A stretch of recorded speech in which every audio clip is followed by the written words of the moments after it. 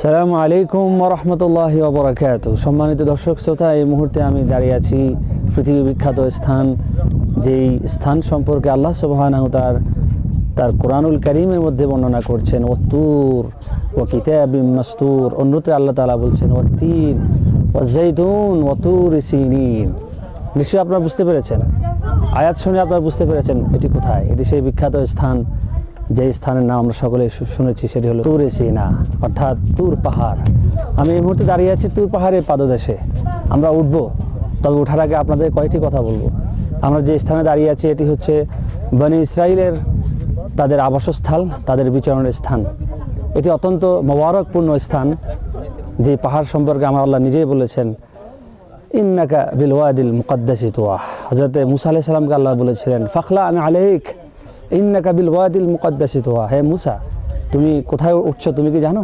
এটি হচ্ছে পবিত্র সেই স্থান যেখানে তুমি তোমার রবের সাথে কথা বলছো। অতএব এখানে অবশ্যই সেটি পবিত্র স্থান, আরদে মুকাদ্দাসা। এখানে ওঠার আগে অবশ্যই তোমাকে প্রস্তুতি নিয়ে উঠতে হবে। আলহামদুলিল্লাহ, আলহামদুলিল্লাহ, এই মুহূর্তে আমরা অত্যন্ত সৌভাগ্যবান যে আমরা এই মুহূর্তে অবস্থান করছি পৃথিবী বিখ্যাত যতগুলো স্থান রয়েছে, যে স্থান সম্পর্কে আমরা আল্লাহ নিজে কসম খেয়েছেন।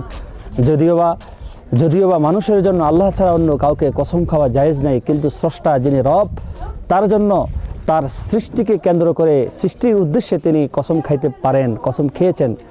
তিনি এই কসম দ্বারা উদ্দেশ্য একটাই, সেটি হচ্ছে যে সমস্ত স্থান, যে সমস্ত বস্তু, যে সমস্ত খাদ্য সম্পর্কে আল্লাহ তাআলা কসম খেয়েছেন, বুঝতে হবে সেই সমস্ত স্থানগুলো অবশ্যই পবিত্র এবং শ্রেষ্ঠত্বের মর্যাদা রাখে। সম্মানিত দর্শক, এই মুহূর্তে আমরা আছি এমন একটি স্থানে যে বনি ইসরাইলের বিচরণের স্থান, এবং আমি আপনাদের দেখাচ্ছি। এই যে বাম দিকে একটু সামনেই নবিউল্লাহ হজরতে মুসা কালিমুল্লাহ আলাইহিস সালামের বড় ভাই হজরত হারুন আলাইহিস সালামের মাকবারা রয়েছে। ইনশাআল্লাহ আমরা আগামীকালকে যখন আমরা নামবো সকালবেলা, সেটি অবশ্যই আপনাদেরকে জিয়ারত করে আপনাদেরকে ইনশাআল্লাহ দেখাবো। আমরা ইনশাআল্লাহ সেই স্থানেও যাব যেখানে আল্লাহ সুবহানাহু ওয়া তাআলা হযরত মুসা আলাইহিস সালামকে বলেছিলেন ইযরা নারান ফাকাল লি আহলিহিম কুসু ইন্নী আনাস্তু নারা। অর্থাৎ মুসা আলাইহিস সালাম যেখানে, যে স্থানে আল্লাহ সুবহানাহু ওয়া তাআলার নূরের ঝলক দেখেছেন, সেই স্থানে একটি গাছ আছে, সেই গাছ আপনাদেরকে অবশ্যই দেখাবো। এবং সেখানে আল্লাহ রাব্বুল আলামিন নবিউল্লাহ মুসা আলাইহিস সালামকে অনেকগুলো মুআজিজা শিক্ষা দিয়েছেন, যেমন লাঠির মুআজিজা, বগলের নিচে শুভ্রতা প্রকাশ, এই সমস্ত মুআজিজাগুলো তিনি প্রকাশ করেছিলেন।